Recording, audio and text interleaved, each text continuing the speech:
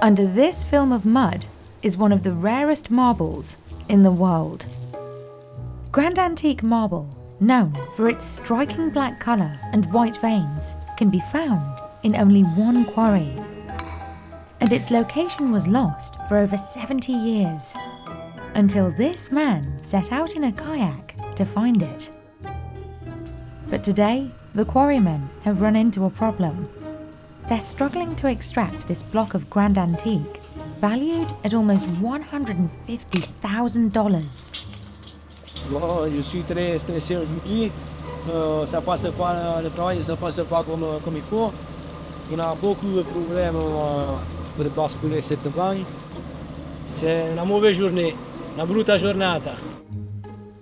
Every piece is precious because grand antique marble can sell for nearly $2,000 per square metre. That's about 20 times the price of run-of-the-mill Carrara marble.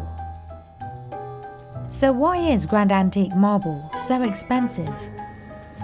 And will Giorgio and his team be able to extract the block they need in one piece?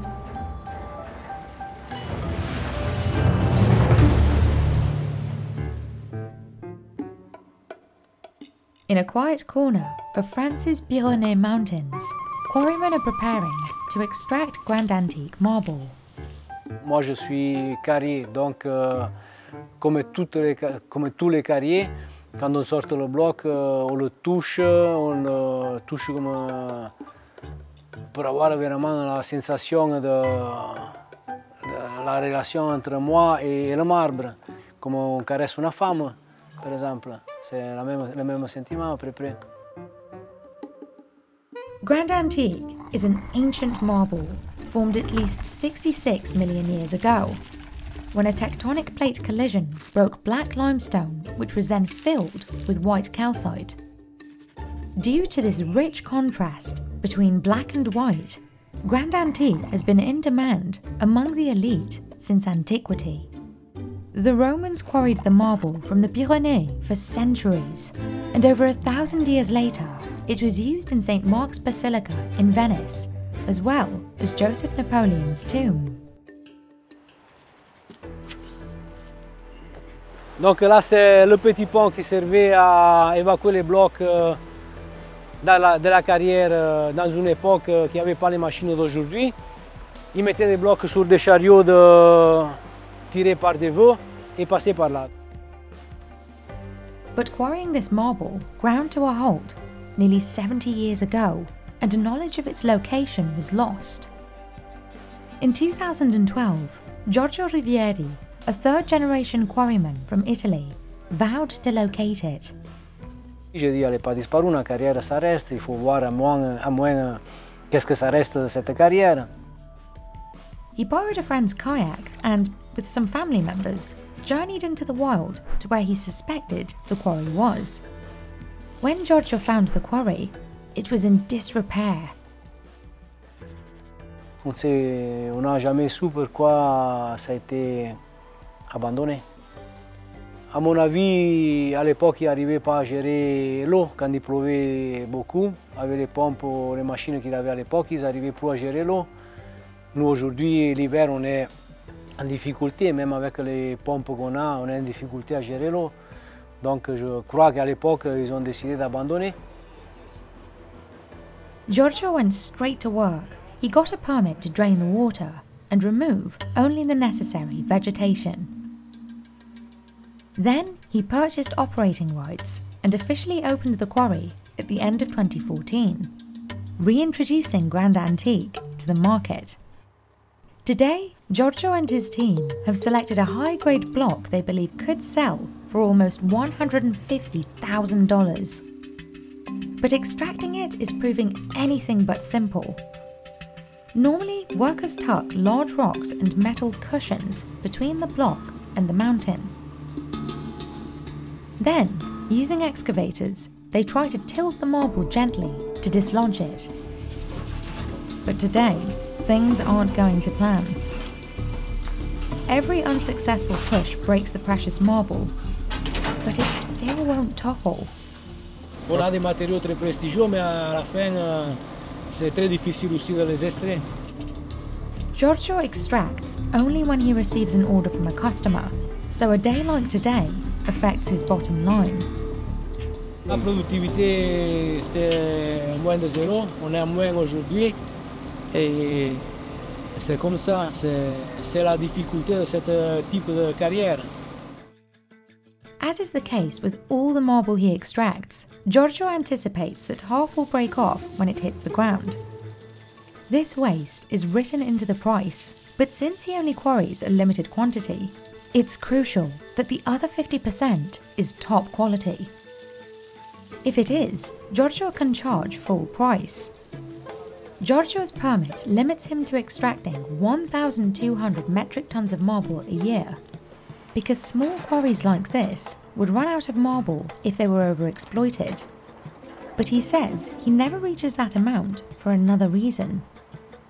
Maintenant, on va faire beaucoup de production, on va diminuer les prix, et ce n'est pas notre intention.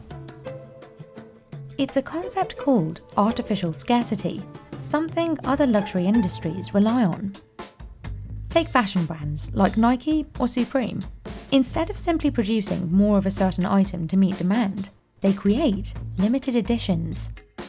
This boosts hype and price not only for the specific item, but for the brand's products overall.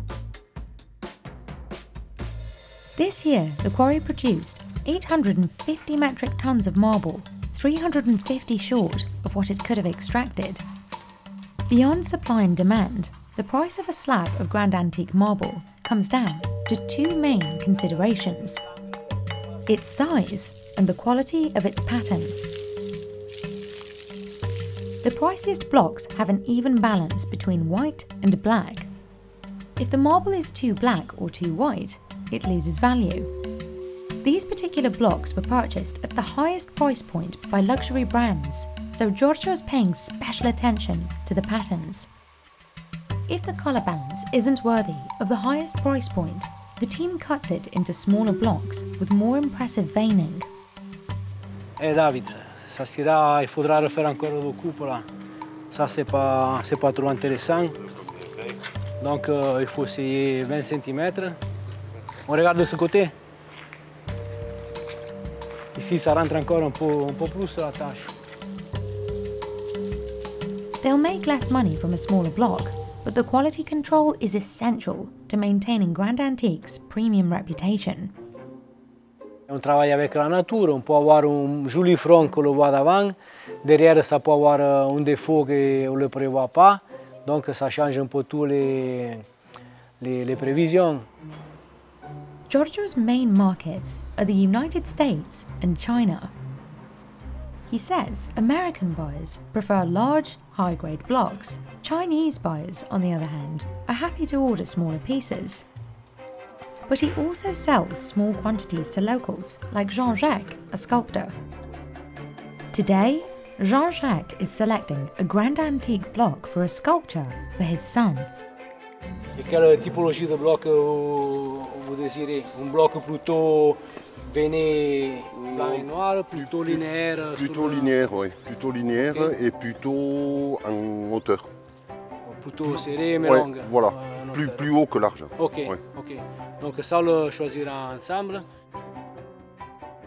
Ça, c'est le matériau qu'on recherche, c'est le vrai grand antique, c'est la qualité top de cette carrière.